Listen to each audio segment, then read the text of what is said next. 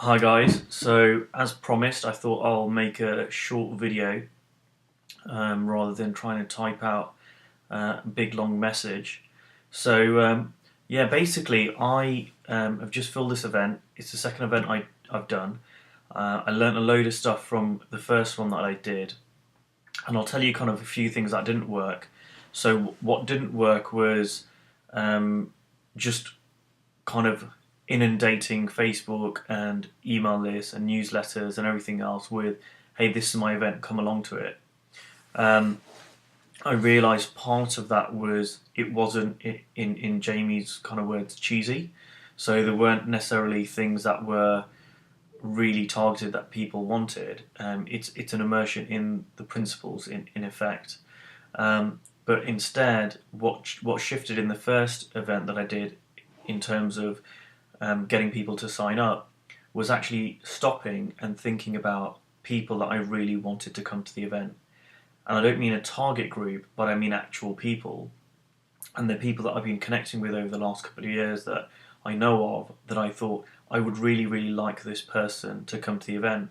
Now, quite often, they were people who had already, liked something I'd done or had a conversation with them or something. So they'd had more of an experience of what it was that I talk about, what it is that kind of it's like to come to the event. They've got some experience of that.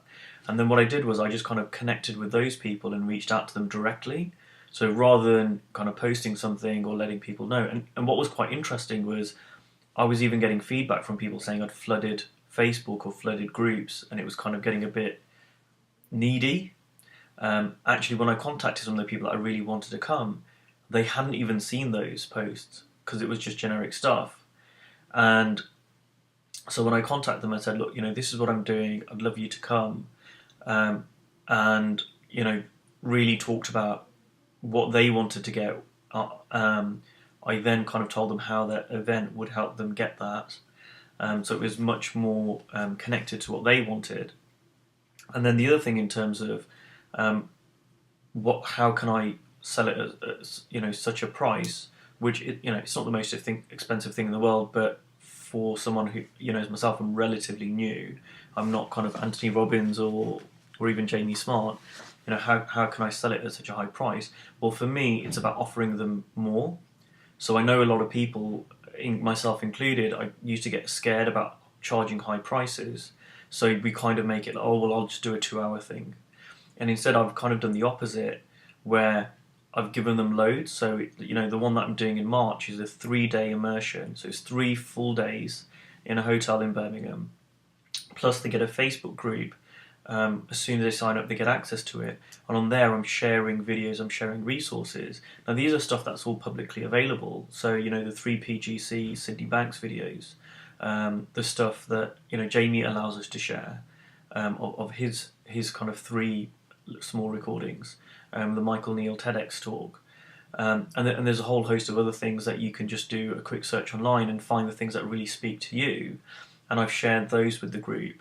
And then I've just done other little things, like I did a post today about self-care, about making sure they get lots of rest, in the lead up to the event, and they get, drink lots of water and eat well.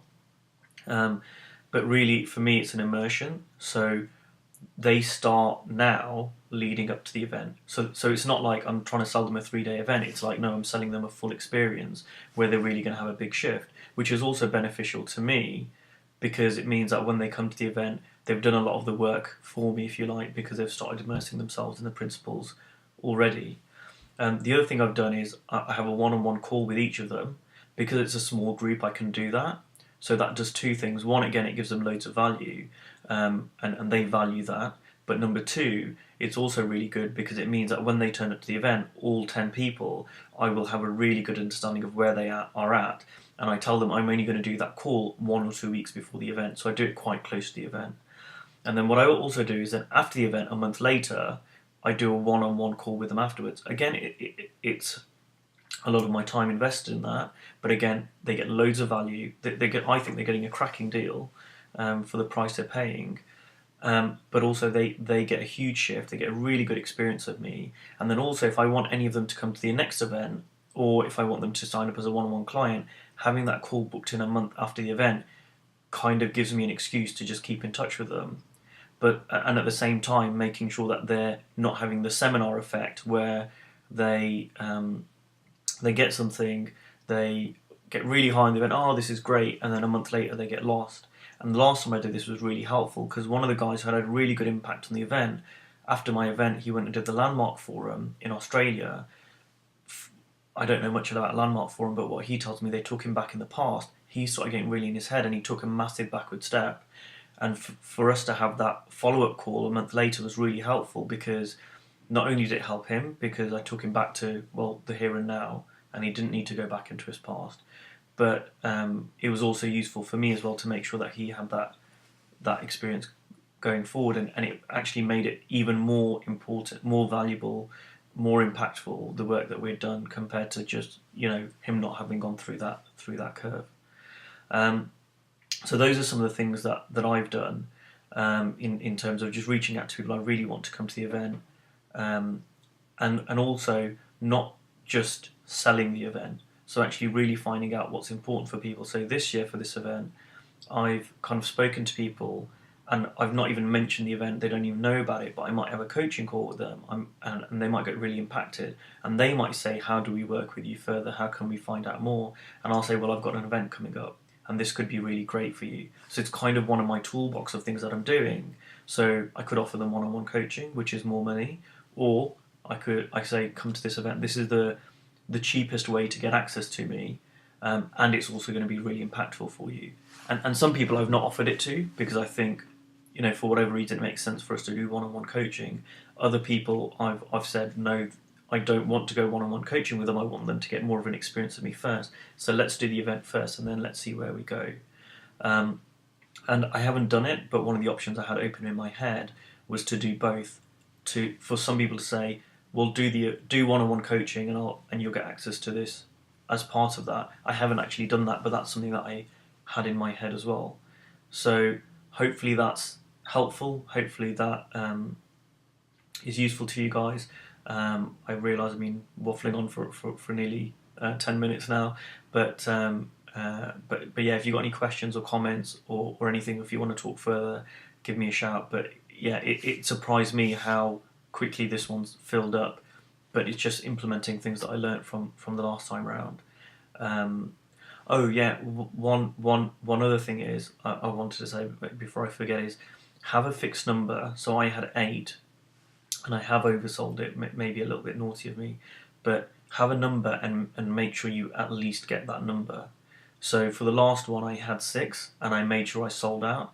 And for this one I've had 8, and I've sold out. And there's something about selling out and letting people know that the event's sold out. It's good for you, and it's great marketing. It's like, well, my events always sell out, but it also kind of gives you something to aim for.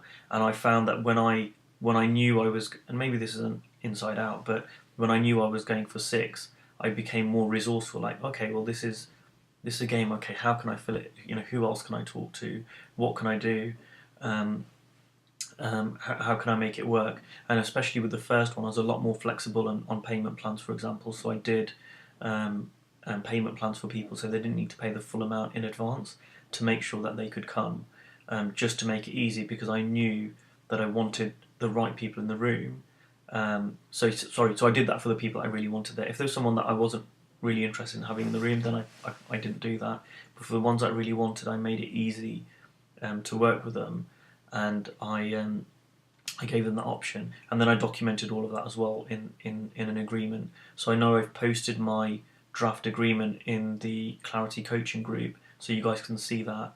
But I just kind of tweaked that a little bit, made it an agreement for a weekend immersion, and I did that. And probably all of this is overkill, but again, it gives a really, really good impression and shows that, you know, this is, you know, an immersion, this is going to be a transformational event. They're going to get a big shift from this. And I know the last one that I did, people were kind of blown away, and I was blown away by how quickly people went deep and how much of a shift people had. But I see that I gave myself the best ability to do that by doing this over a period of time and having lots of contact with them. So that's it. Hopefully that's been helpful.